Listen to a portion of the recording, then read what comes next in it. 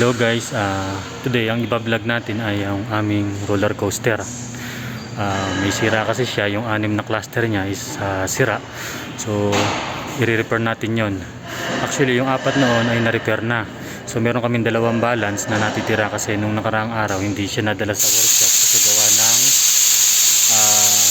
walang petikas. So ngayon, nag-request ako sa head office namin na ng petikas para dito at na matapos na to kasi hindi pang matagalang safety yung ganito kapag mayroong damage yung isang big ride.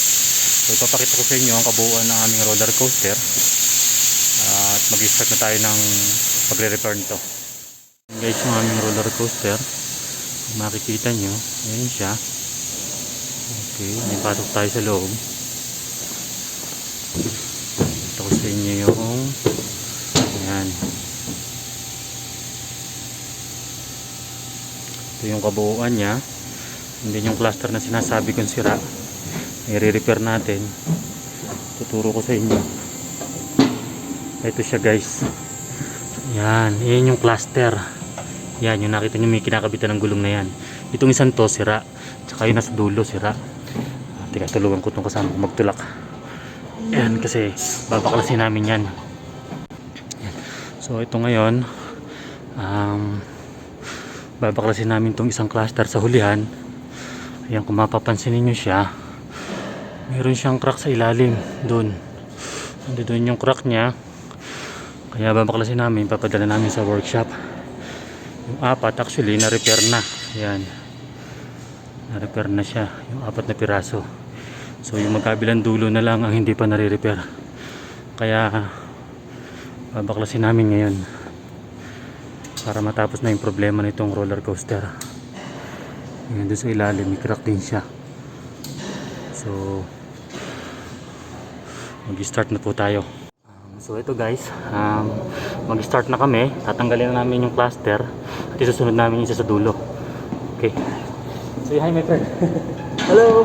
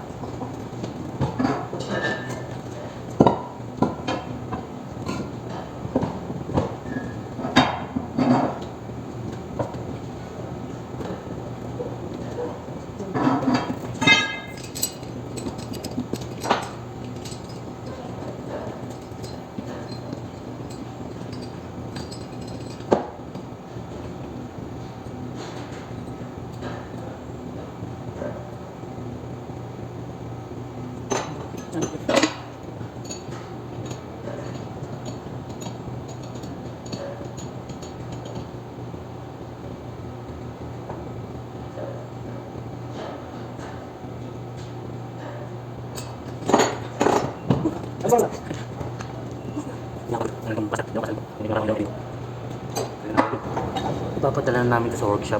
Hintayin namin yung driver. Ito guys. Jesus.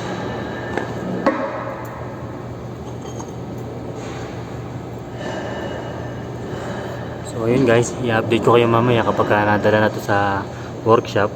Kakabit uli natin. So for now, I cut this video. So guys, ito nadala na sa workshop yung aming dalawang cluster na balance. So ikakabit na namin ngayon para matapos na itong roller coaster. Okay, then what's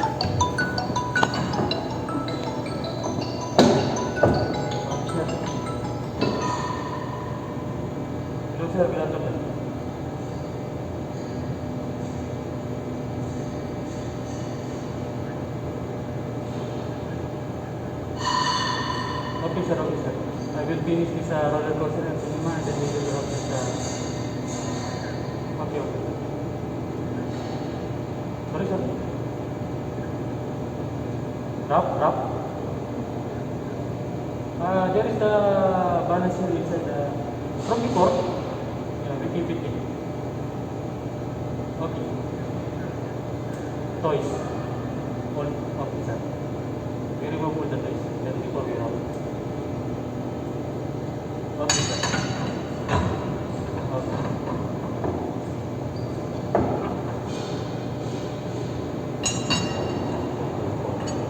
So it was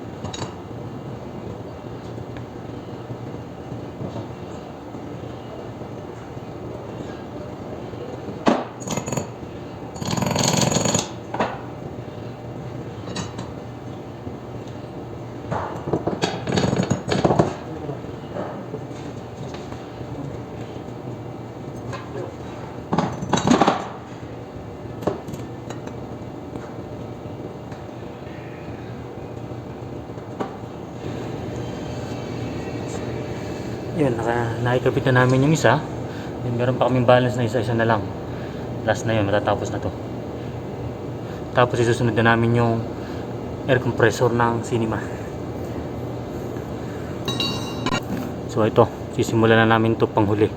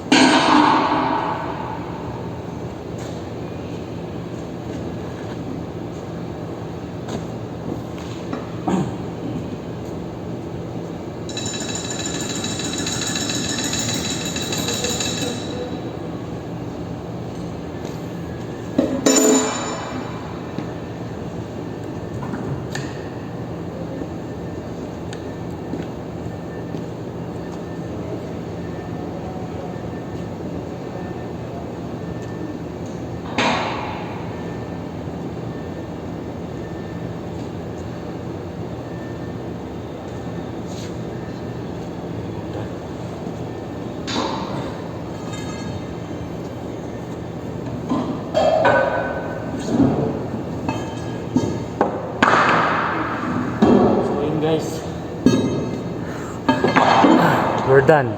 Ang gagawin na lang natin is testingin natin ngayon yung roller coaster na paanda rin. Okay. So, this side my friend. We remove the wood. So,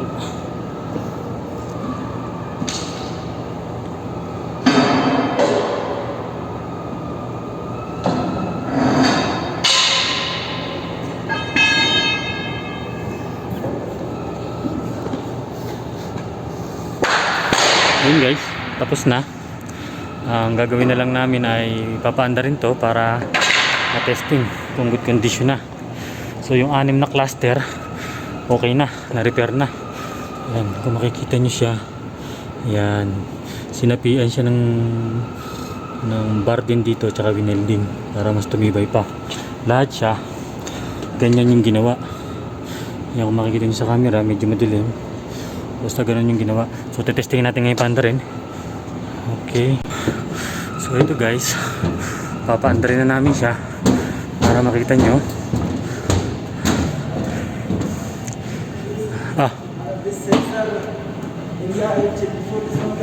Yeah, should be.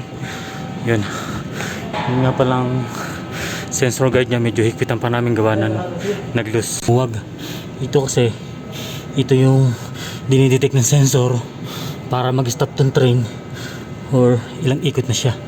So medyo maluwag siya, kailangan namin higpitan to para for safety reason.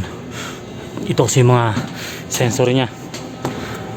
Ayan, ito yung kanyang mga sensor. Tsaka doon pa sa hulihan mayroong 4 na sensor doon. Makikita nyo, puntahan natin.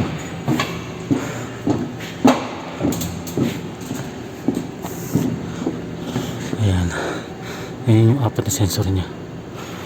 Ayan, nakikita nyo guys. Ito pa isa. Ayan. So pinaka-importante yun, mahigpitan. Baka kasi lumuwag, malaglag. Hindi hinto itong train kapag kahit natapos na yung 3 ikot niya, hindi siya hihinto. So yun guys, papaanda rin ko na para matesting. Okay my friend, I will start.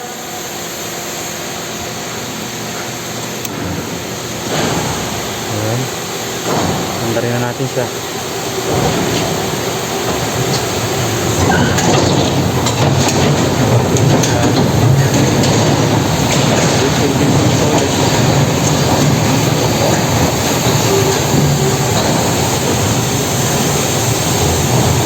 Medyo mahirap lang talaga mag-repair ng roller coaster, pero ito ang trabaho natin.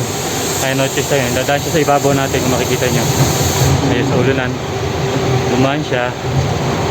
Yan, then iikot siya dito. Iikot pa sa dyan isang ikot.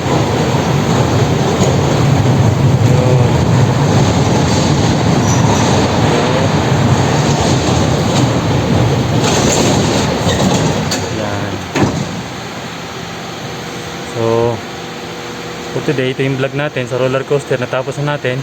At ang isusunod naman natin ngayon ay yung 6D Cinema. Actually, naikabit na namin yung motor kanina habang nihintay namin itong cluster. Ang problema lang, yung rotation niya is baliktad. So bubuksan namin yung motor para baliktarin yung rotation para umayin din sa air compressor na hindi masira. So guys, bye bye.